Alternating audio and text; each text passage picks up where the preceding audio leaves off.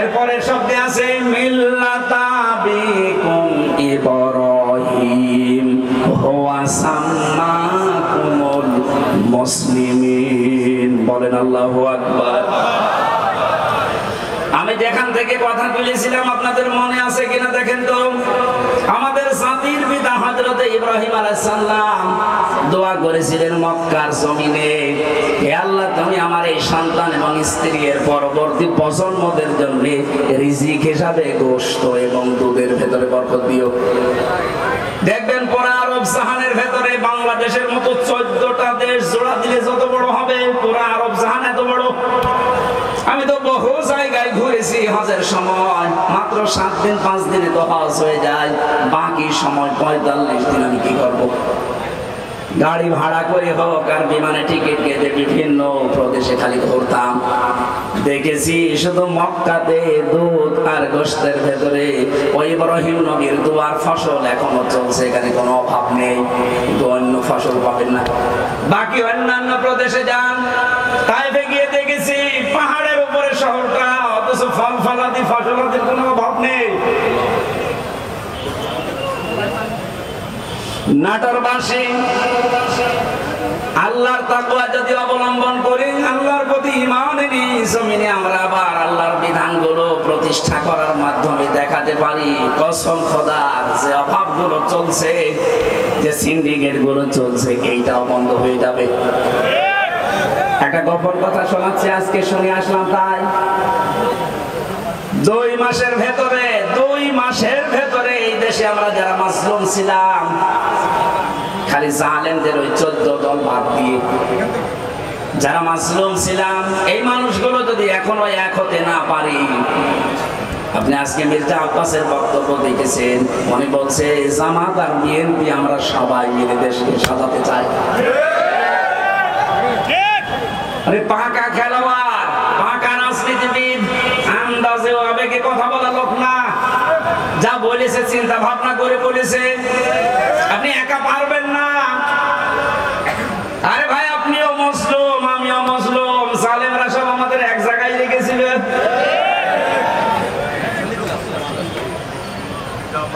আমি অবদান স্বীকার করি, এই জন্য শুকরিয়া আদায় করছি।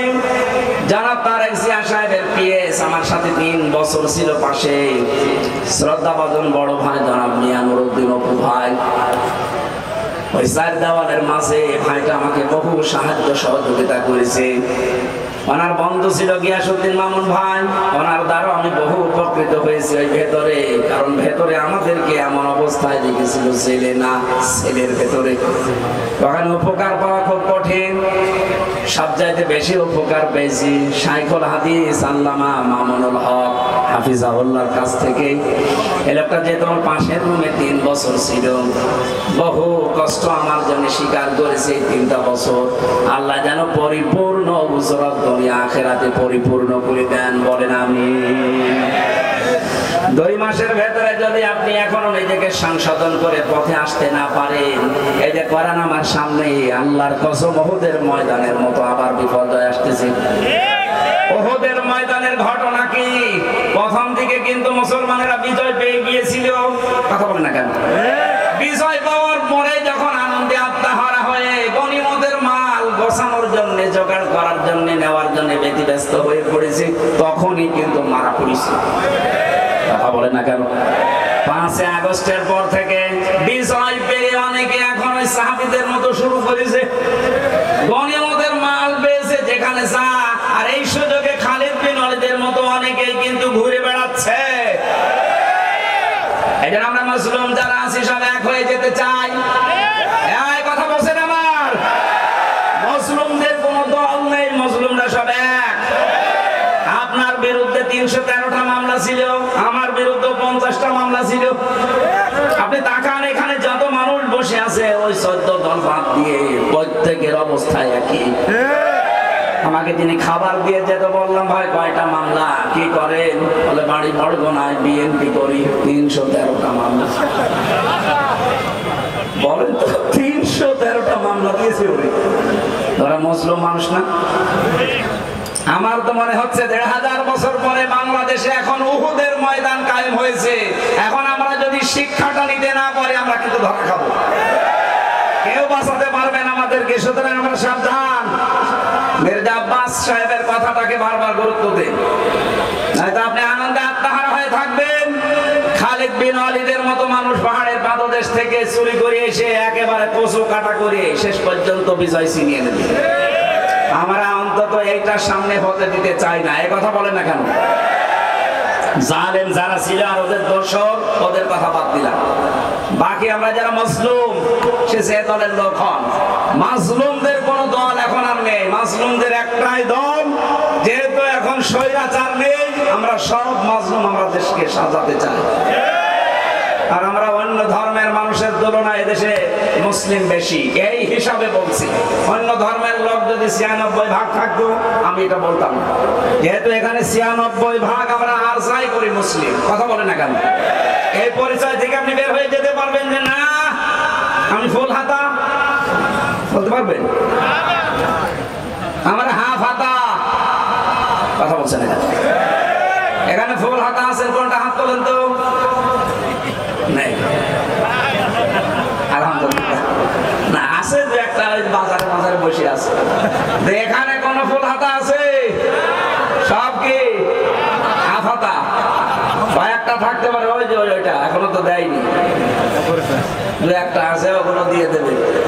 কিন্তু আমরা যারা হাফ হাতায় আছি, সত্যি কথা বলছি, আমাদের এই পরিচয় দেওয়াই লাগবে আমি মুসলিম। নামাজ রোজা হজ যাকাত হয়তো কম বেশি হয়ে যায় আমাদের, কিন্তু এই পরিচয় দেওয়া লাগবে না যে আমার নামের আগে মোহাম্মদ আছে, আমার নামের আগে সিরি আছে। এই কথা আমি লিখতে পারবো? এই কথা বলেন না কেন?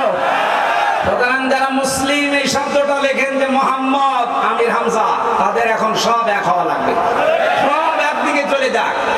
এই ১৫.৫ বছরের স্লোগান ছিল যে আমরা স্বৈরাচার বাদ দিয়ে সব এক, সেই সুযোগ আল্লাহ তৈরি করে দিয়েছে।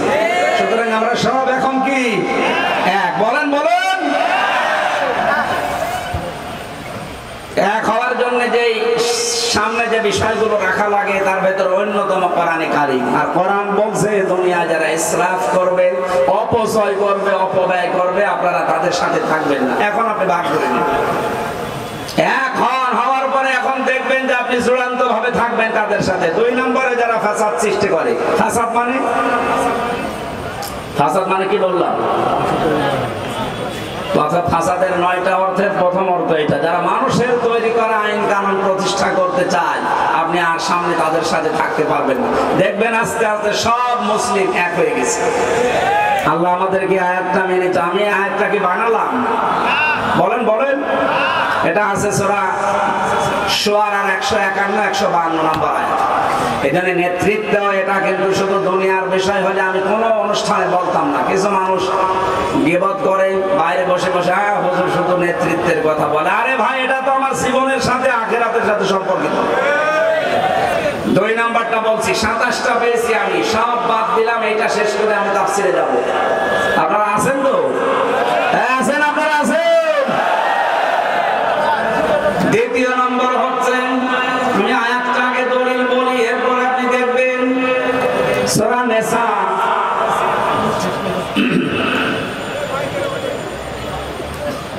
৫ নম্বর পারার ২ নম্বর পৃষ্ঠা ১১ নম্বর লাইনের ৩৪ নম্বর আয়াতের প্রথম অংশে আছে, আর-রিজালু কাওয়ামুনা আলান নিসা। আল্লাহ পাক বলেন এই পৃথিবীতে নেতৃত্ব দেবে পুরুষেরা, মেয়েরা থাকবে তাদের আন্ডারে। এই আয়াতটা বানিয়েছে কে? না আমি এখন বানালাম? কথা বলেন কে? এই আয়াত দ্বারা প্রমাণিত নেতৃত্বের ভার পড়বে পুরুষের উপরে, আর মেয়েরা থাকবে তাদের আন্ডারে।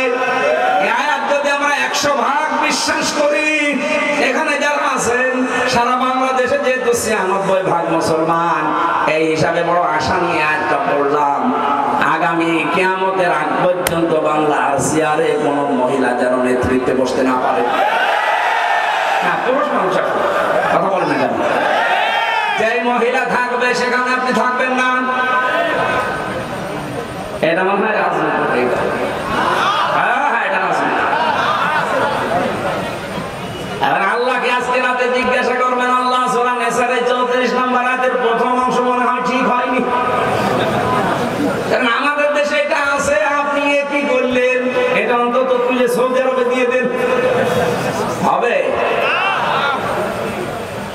ইয়াদের ব্যাখ্যা একটা হাদিস পড়েছি, এই যে আমরা সফল হতে পারি না কেন, নবীজি বলেন ক্বালান নবী সাল্লাল্লাহু আলাইহি ওয়াসাল্লাম লা ইউফলিহা কওমুন, ওই জাতি কখনো সফল হচ্ছে না, হবে না যে জাতির নেতৃত্বে আছে, নেতা হয়ে আছে কোন মহিলা। এবার আপনার বিবেকে যা বলে আপনি তাই করেন। আজকের তেলাওয়াত কিন্তু আয়াতের সাবজেক্ট আকারে কথা বলার জন্য আমার আলোচনার বিষয় হচ্ছে দোষারোপ। কি বললাম? শব্দটা শুনতে যত ছোট মনে হচ্ছে, এই বিষয়টা অনেক বড়। এই যে দোষারোপ করেন আন্দাজে দাঁড়ে দাঁড়ে, এই বিষয়টা যে কত সেনসিটিভ বিষয়, মানুষের অন্তর পর্যন্ত মরে যায় এই দোষারোপ করার এই গুনাহ যদি আপনি করেন। একটা বই পড়েছি, 16টা রোগের কারণে মানুষের অন্তর মরিয়ে শেষ হয়ে যায়, তার ভেতরে প্রথম হচ্ছে যারা দোষারোপ করে। সূরা নিসার 112 নম্বর আয়াত প্রমাণ দিচ্ছেন আল্লাহ, ওমাইয়াকসিব খাতিয়াতান আও ইসমান সুম্মা ইয়ারমি বিহি বারিআন ফাকাদ ইহতামালা বুহতানা ওয়া ইসমান মুবিনা। পৃথিবীতে অনেক মানুষ এমন আছে, হে নবী আপনি দেখবেন তারা নিজেরা অন্যায় করে, নিজেরা অপরাধ করে, নিজেরা পাপের কাজ করে, আর এই কাজটা যখন সংগঠিত হয়ে যায়, একটা নিরপরাধ ভালো মানুষ নির্দোষ মানুষের উপরে পাপটা চাপিয়ে দেয়, দোষটা চাপিয়ে দেয়, সে যেন প্রকাশ্য পাপের বোঝা বহন করছে। কত বাস্তব, আপনি 5 আগস্টের পর থেকে মিলে যাবে। এই 15.5 বছরে যারা আন্দাজে মানুষের উপরে নিজেরা অন্যায় করে দোষ চাপিয়ে দিত, সেই দোষ এখন আল্লাহ তাদের ঘাড়ে চাপিয়ে অলরেডি মানুষকে দেখাচ্ছে। এদেশের যত অপকর্মের মূল হোতা, আমি কোরআন সামনে নিয়ে মিথ্যা কথা বলছি না, সত্য কথা বলছি, ছাত্রলীগ। কারণ আমি ছেলে দেখেছি বিশ্বজিৎকে হত্যা করেছে যারা, আবরার ফাহাদকে যারা হত্যা করেছে সব আমার সাথে ছিল। আমি জিজ্ঞাসা করেছিলাম ওই শাওনকে, ফাঁসির আসামি ছিল, এখন যাবজ্জীবন 30 বছর হচ্ছে। মাঝে মাঝে খাবার দিতে আসতো, উনি রাইটার ছিল, লিখতে আসতো নাম। বললাম আপনি এই কাজ করলেন কেন, এখন কেমন লাগে? জীবনের সবচাইতে বড় মারাত্মক ভুল আমার এইটা। ওই সময় কেন ওদের আদর্শে অনুপ্রাণিত হয়ে বিশ্বজিৎ কিন্তু বারবার বলেছিল, ভাই আমি আপনার ধর্মের লোক না, আমি হিন্দু মানুষ। যদি আপনার বিশ্বাস না হয়, আপনি আমার লুঙ্গি খুলে প্যান্ট খুলে দেখেন আমার ফুল হাতা। কথা বলছেন, ও কিন্তু বলেছিল যে আমি হাফ হাতা না, এরপরও ওকে আমরা ছাড়ি নাই, জায়গায় শেষ করে দিয়েছি। এই অন্যায়টা করার পরে চাপিয়ে দিতে চেয়েছিল ইসলামপন্থীদের মাথার উপরে, আল্লাহ তাদের মাথার উপরে দোষটা চাপিয়ে দুনিয়ার মানুষকে দেখিয়ে দিয়েছে। ক্ষমতার কারণে, প্রভাব প্রতিপত্তির কারণে, টাকা পয়সার কারণে অনেক দোষ তাদের ঢাকা ছিল। আল্লাহ 5 তারিখের পর থেকে সব এখন এই যে আয়াতের শেষের শব্দ ফাকাদ ইহতামালা বুহতানা ওয়া ইসমান মুবিনা, ও যেন প্রকাশ্য পাপের বোঝা বহন করে বেড়াচ্ছে। ঠিক তাই, এমন বোঝা আইসিটি গতকালকে সংবাদ সম্মেলন করে জানিয়েছে পরশুদিন, যদি এই দেশে নিষিদ্ধ সংগঠনের কেউ পরিচয় দেয় তার 6 মাস জেল। প্রতিদিন এখন দেখতে পাচ্ছেন নিষিদ্ধ সংগঠনের গোপন বৈঠক থেকে 21 নাটক। আপনি এটা এতদিন চালিয়েছিলেন, ইসলামপন্থী মানুষদের উপরে আল্লাহ পুরো উল্টিয়ে দিয়েছে। কথা বলেন না কেন? এই জানেন, নিজে অন্যায় করার পরে যদি কোন নিরপরাধ মানুষের উপরে চাপিয়ে দেন, ওই দোষটা দুনিয়াতে আল্লাহ আপনাকে দিয়ে করাবে, এরপরে আপনার মরণ হবে। এবার আসেন তো আয়াতের ব্যাখ্যা, একটা ঘটনা পেয়েছি আবেগমূলক, আপনারা থাকবেন না? ইমাম মালিক রাহমাতুল্লাহ আলাইহির জামানায় এক মেয়ে লোক মারা যাবার পর সেখানে আরেক মেয়ে লোক লাশ ধোয়াচ্ছে। হঠাৎ করে ময়লা পরিষ্কার করে যখন রানের উপরে হাত দিয়েছে, মেয়েটার হাত গেছে আটকিয়ে। এত চেষ্টা করে হাত খুলতে চায় না।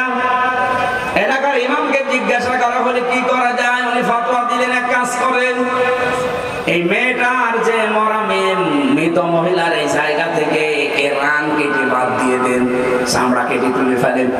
কিন্তু এই মেয়েটার স্বামী রাজি না, বলে আমার বউ মারা গেছে, আমার বউ নেককার মহিলা, তার এখন মারা যাওয়ার পরে তার গোশত কেটে বাদ দেবেন, আমি মানি না। আপনার দরকার হয় যে মহিলার হাত আটকিয়েছে ওর হাত কেটে বাদ দেন।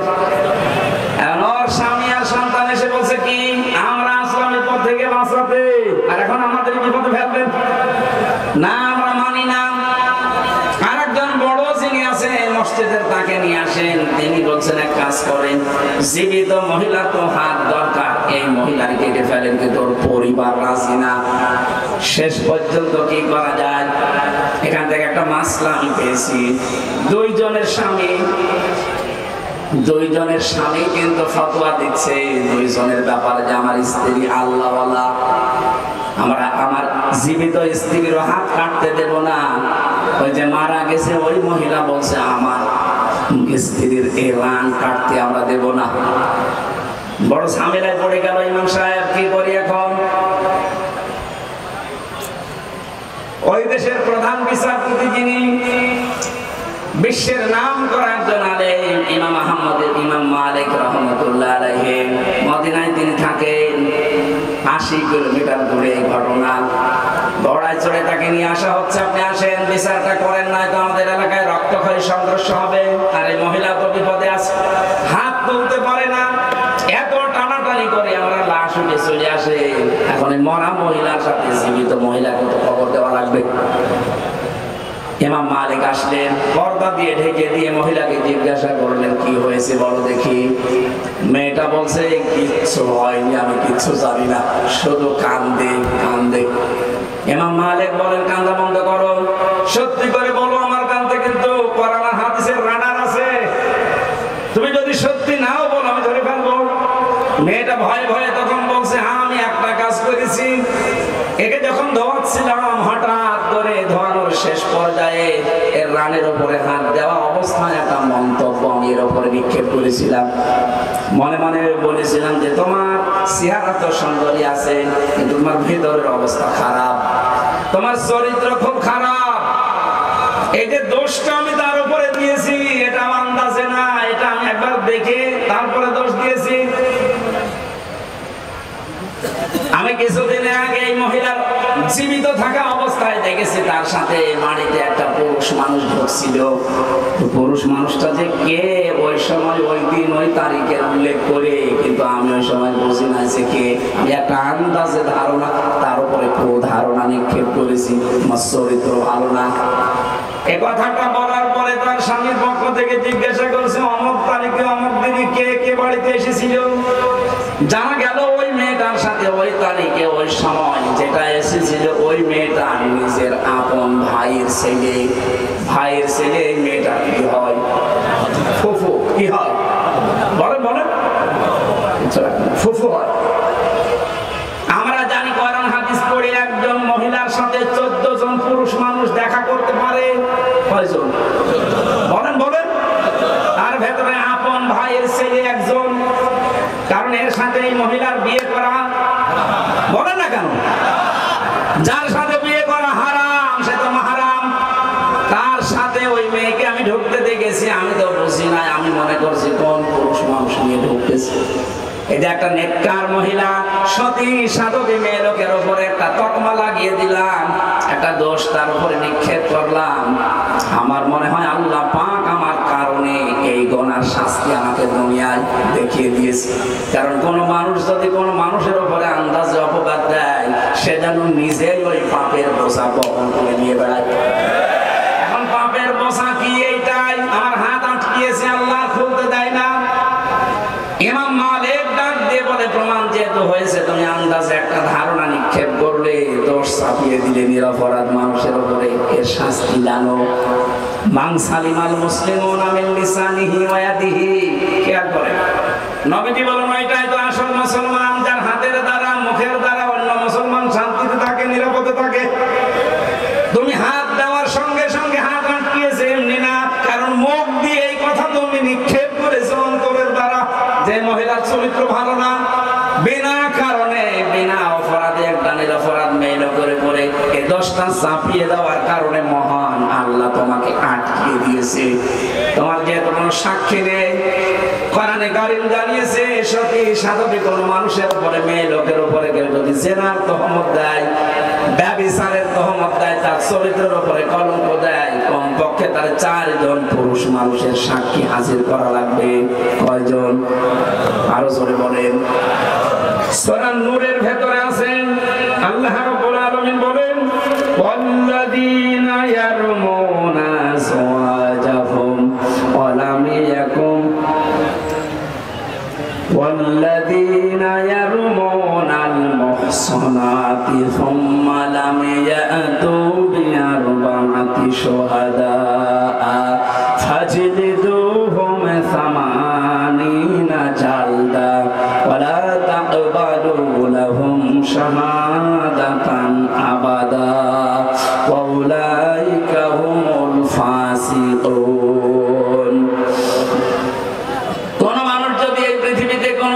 সতী সাধবী নেককার মহিলার উপরে জেনার তহমত লাগায়, আর যদি 4 জন সাক্ষী হাজির করতেও না পারে, তাহলে তার 2টা শাস্তি। 1 নম্বরে তাকে 80টা বেত মারা লাগবে, 2 নম্বরে জীবনে কোনোদিন তার সাক্ষী আর আদালতে গ্রহণ করা হবে না। আমার তো মনে হচ্ছে আয়াতটা পড়ার পর বাংলাদেশে 53 বছর আগে যদি সংসদে আয়াতটা কার্যকর থাকতো, আল্লাহর কসম এদেশে বিনা কারণে মিথ্যা মামলায় কোনো মানুষ জেলে থাকতো না। আমার মনে হয় যারা এখন দায়িত্বে আছেন, সামনে শুনলাম সংবিধান সংশোধন হবে, এখানে যেন এই পয়েন্টটা যোগ করা হয়, যারা মিথ্যা মামলা দেবে, মিথ্যা সাক্ষী দেবে, এটা যদি আদালত কর্তৃক প্রমাণ করতে না পারে, 2 বছর 5 বছর 10 বছর জেল হয়েও যদি বেকসুর খালাস পেয়ে যায়, আমার তো কোনো দোষ পাইনি, আমি নির্দোষ, আদালত কর্তৃক প্রমাণিত। সুতরাং বিনা দোষে বিনা কারণে নির্দোষ মানুষটাকে যারা 3 বছর জেলে রেখেছে, প্রমাণ তো করতে পারলেন না। আমার মামলার আয়ুর সাথে থেকে শুরু করে একেবারে টপ টপ বকম যারা জড়িত, তাদেরও সামনে যেন এই আইনটা সংসদে পাস হয়। যারা প্রমাণ করতে পারবে না, যারাই জড়িত, তাদেরকেও কতদিন জেল খাটানো লাগবে। দেখেন মিথ্যা মামলায় নিবন্ধ হয়ে যাবে।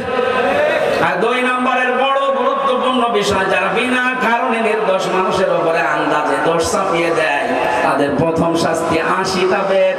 2 নম্বরে কোনোদিন তাদের সাক্ষী আর এই দেশে গ্রহণ করা হবে না। কত বড় শাস্তি আপনি লক্ষ্য করেছেন? 1,10,000-এর মতো মানুষ এই দেশে এখনো জেলে আছে। আমার মনে হয় 70,000 মানুষ কালকেই বের হয়ে যাবে যদি একটা সংসদে কায়েম হয়। বহু নির্দোষ মানুষ জেল খাটতেছে, এমনি কিচ্ছু জানে না, মিথ্যা সাক্ষী দিয়ে তারা জেলখানায় রেখেছে। এই মামলার আয়ু থেকে শুরু করে যারা এর সাথে জড়িত, যারা পুরোপুরি কমপ্লিট করতে পারবে না, তাদেরও ওই শাস্তির আওতায় আনা লাগবে। তখন ছোটখাটো রাগারাগি হলেও আর পুলিশ দিয়ে পড়াবে না। না, যদি প্রমাণ করতে না পারি, ও সাথে আমার ভালো আছে। ইমাম মালিক বললেন প্রথম শাস্তি হবে তোমার 80টা বেত, আর জীবনে তোমার সাক্ষী আর কোনোদিন মরণের আগে এই আদালতে গ্রহণ করা হবে না। জাল্লাদকে ডাক দাও, কারণ হাত তো ছড়ানো লাগবে, হাত তো লেগে আছে, আঠার মতো লেগে আছে। জাল্লাদ এসে শুরু করেছে বিসমিল্লাহির রহমানির রহিম বলে, 1টা 2টা 80টা হয়ে গেছে। মেয়েটার পিঠ ফিনকি দিয়ে রক্ত বের হচ্ছে, তারপরও ছাড়ে না। আর একটা বাকি আছে যাবো। ইমাম মালিক ডাক দিয়ে বললেন জাল্লাদ অবস্থা কি? পর্দার আড়াল থেকে জবাব দিচ্ছে, ইমাম সাহেব অবস্থা খারাপ, আর একটা বাকি আছে, কিন্তু হাত ওই অবস্থায় আছে।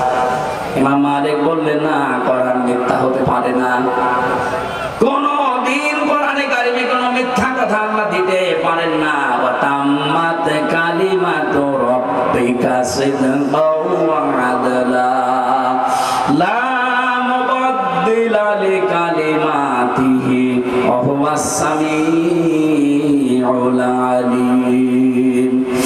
আল্লাহ পাক বলেন আমারে কোরআন পরিপূর্ণ করার শর্ত দিয়ে কিয়ামত পর্যন্ত কোনো মিথ্যা এর ভেতরে প্রবেশ করতে পারবে না। লা ইয়াতিহিল বাতিলু মিন বাইনি ইয়াদাইহি ওয়ালা মিন খালফি তানজিলুম মিন হাকিমিন হামিদ। এর ভেতর থেকে, উপর থেকে, নিচ থেকে, ডান থেকে, বাম থেকে কোনো মিথ্যা যাওয়ার সম্ভাবনা বলেন। দুই নম্বরে এটা কিয়ামত পর্যন্ত পরিবর্তন হবে না, যা দিয়েছি ওইটাই। দুনিয়া পাল্টাবে কিন্তু কোরআনে কারিমের কোন বিধান পাল্টানো সম্ভব। তিন নম্বরে এটা ইনসাফ দিয়ে পরিপূর্ণ, কারো অবিচার করে না। আজ বাংলাদেশে 49 বছর 53 বছর অবিচার চলছে, একটাই কারণ, এইটা প্রতিষ্ঠিত নেই আইন ব্যবস্থায়। এরা যদি বিচারালয়ে, প্রশাসনে, সংসদে সত্যি আমরা নিয়ে যেতে পারি, নবীর গ্যারান্টি হচ্ছে আমান হাকামা বিহি আদালা, এটা বিচার ব্যবস্থায় নিয়ে যান, ন্যায় বিচার কায়েম করে দেবে। এর উপর আমাদের বিশ্বাস এখনো পরিপূর্ণ আসে না, এজন্য একে বাদ দিয়ে আমরা তৈরি করা আইন বিশ্বাস করে ওখানে নিয়ে যাই। মানুষের তৈরি করা আইনগুলো ওখানে যাবার পরে দেখা যায় ন্যায় বিচারের তুলনায় আরো দিন দিন অবিচার বেড়ে যাচ্ছে। আরে আমার না অন্য কিছু ভাবলাম, আমি সবার কথা বাদ দিলাম, শুধুমাত্র ইসলামী আন্দোলন করার কারণে আমার যতটুকু দেখা চোখে জামাতের আমির যিনি ডাক্তার শফিকুর রহমান যে বারবার ছেড়ে যাচ্ছে নিজের ব্যক্তিগত কোনো কারণে না, দোষে না, শুধু ইসলামী আন্দোলন করার কারণে। ন্যায় বিচার থাকলে ওনারে এই বছরের পরে বছর ছেড়ে না, এক সেকেন্ড ওনারে ছেড়ে রাখার কোনো সম্ভাবনা নেই, কোনো অধিকারও থাকবে না। অনেকেই যারা উল্টা পাল্টা দোষ দেওয়ার মন মানসিকতা করেন, আরে ভাই উনি এসেছে ওইরকম লাইন থেকে, উনি মুক্তিযোদ্ধা পরিবারের সন্তান, উনি বাম রাজনীতি করতে করতে এসেছে, ওনারে যে আপনি উল্টা পাল্টা দোষ লাগিয়ে দেবেন যে আপনি আলবদর আসামস, আপনি রাজাকার, আপনার রেজাল্ট তখন ধরা খাবেন, কারণ ছাত্রলীগ থেকে উঠে এসেছে। এখন মাঝে মাঝে সেজদা দিয়ে কাঁদে, রব্বুল আলামিন তুমি দয়া করে আমাকে যে একামতে দিনের খাদেম বানিয়েছো, যদি ওই অবস্থায় আমি থাকতাম আজ আমি জাহান্নামের পথে দৌড়াতাম। এরকম কিছু মানুষ আল্লাহ বাংলাদেশে যেন তৈরি করে দেয়, যারা আজ না বুঝে একামতে দিনের বিরোধিতা করেন। আপনিও যদি ডাক্তার শফিকুর রহমানের মতো বুঝতে পারেন, দেখবেন আপনিও খাদেম হয়ে যাবেন। উনি যদি বাম থেকে এসে খাদেম হতে পারে, আপনি তো ডান পথে আছেন, একটু আসেন না কেন? আপনাকে ভর্তি হতে বলছি না, শুধু সিলেবাসটা একটু দেখেন।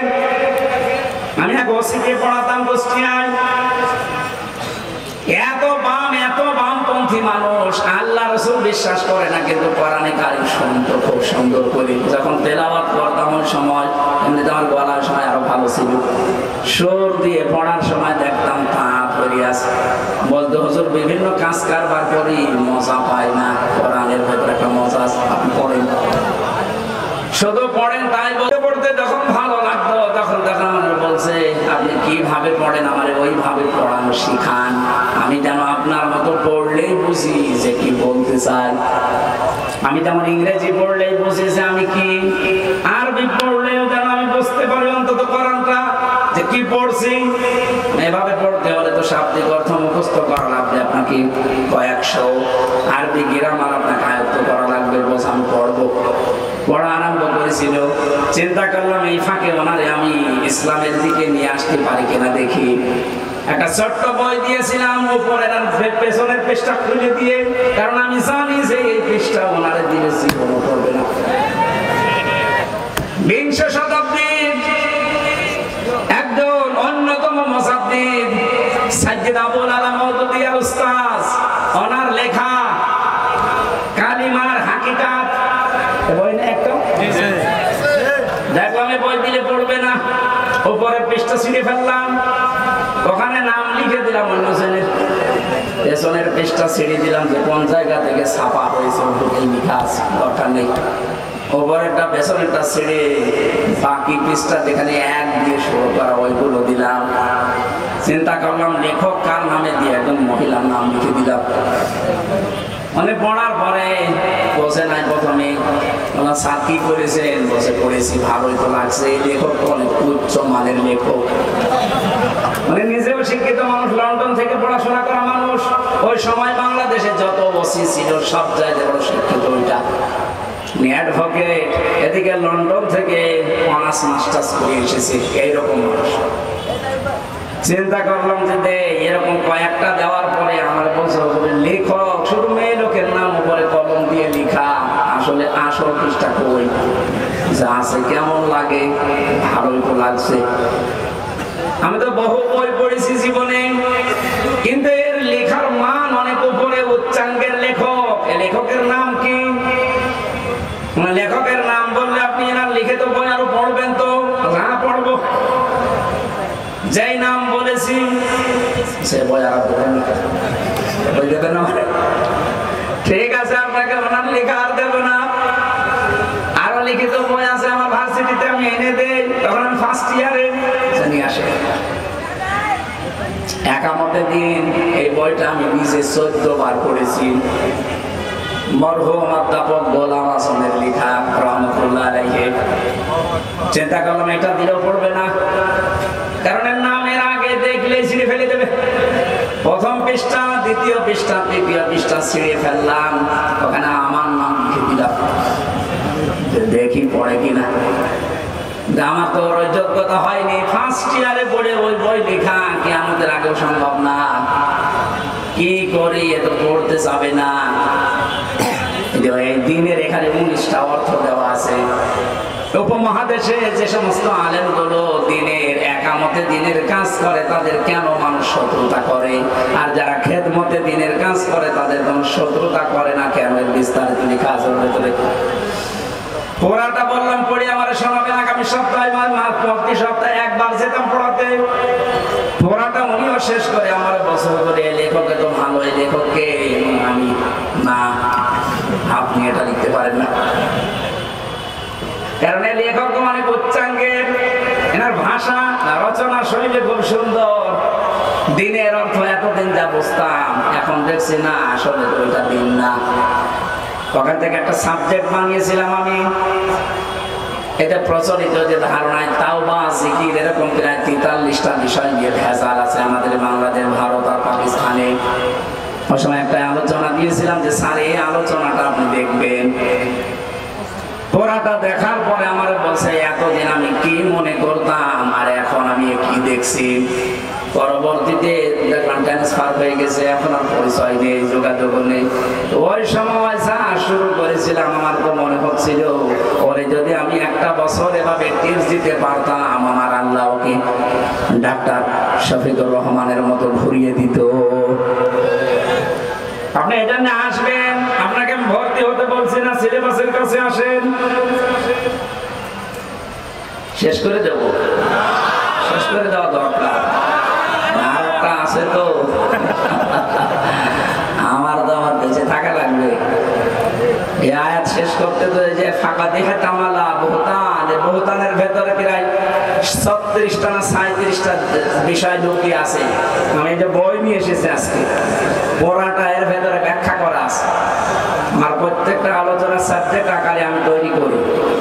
এখান থেকে আমরা কিছু শিক্ষা আজকে নিয়ে গেলাম, কি বিনা কারণে কারো উপরে কোনো দোষ দেব না, অপবাদ দেব না। যেটা 15.5 বছর বেশি ছিল এখনো পর্যন্ত অনেকে আন্দাজে দোষ দিয়ে দেয়, এটা মেয়েদের ভেতরে প্রবণতা বেশি। এই কথা বলেন না কেন? এটাতে কত বড় মারাত্মক অপরাধ আপনি টের পাচ্ছেন না। যার ভেতরে যেই দোষ নেই ওই দোষ যদি কেউ তার উপরে চাপিয়ে তাকে কালার করে, যতদিন আপনি ওই দোষ না করবেন ততদিন আপনার মরণ হবে না।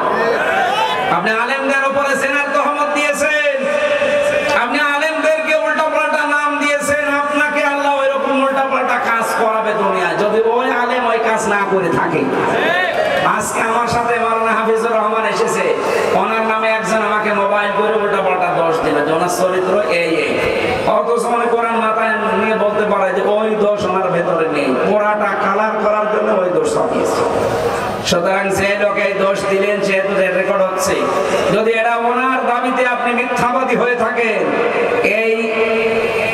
পরিবারের কথা বলেছি যে চরিত্র খারাপ, এই দোষ আপনাকে দিয়ে আল্লাহ দুনিয়ায় করাবে, তারপরে আপনার মরণ হবে। কারণ ফাকাদ ইহতামালা বুহতানা ওয়া ইসমান মুবিনা, প্রকাশ্য পাপের বোঝা আপনাকে দিয়ে আল্লাহ বহন করাবে দুনিয়ায়। এজন্য আমরা সাবধান থাকবো, কারো উপরে যেন দোষ চাপিয়ে না দেয়। আপনি দোষ চাপাবেন, আপনাকে আল্লাহ এরকম দোষের দোষী বানিয়ে বিদায় করবে। আমাদের এই আয়াত থেকে মূল শিক্ষাগুলো নিয়ে আমরা যেন বাস্তবে আমল করার তৌফিক কামনা করছি। আমার লিখিত বই আপনাদের কাছে আছে, পারিবারিক জীবন নিয়ে লিখিত বই। জেলখানায় বসে এত কষ্ট করে এই করলাম, আপনারা যদি না নেন আমার তো লেখার স্পিড হারিয়ে যাবে। ওই গেটে পাওয়া যাবে, যাওয়ার সময় নিয়ে যাবেন মেয়েদের জন্য।